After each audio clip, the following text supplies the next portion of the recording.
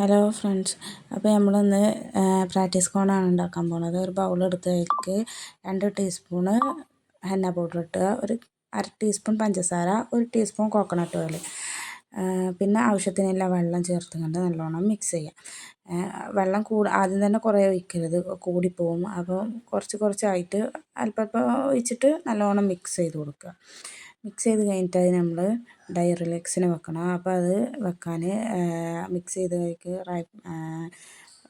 Roller വെച്ചിട്ട് നമ്മൾ role ചെയ്ത് കൊടുക്കുക.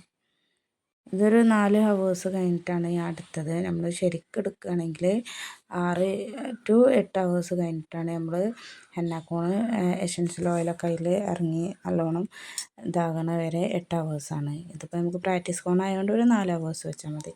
അത് കഴിഞ്ഞിട്ട് നമുക്ക് വെള്ളം കുറവായി തോന്നുകയാണെങ്കിൽ അപ്പോൾ നമുക്ക് വെള്ളം ആഡ് ചെയ്തിട്ട് നല്ലോണം ഒന്ന് മിക്സ് ചെയ്ത് കൊടുക്കുക. പാകത്തിനനുസരിച്ച് വെള്ളം ചേർത്തിട്ട് നല്ലോണം മിക്സ് ചെയ്ത് കൊടുക്കുക.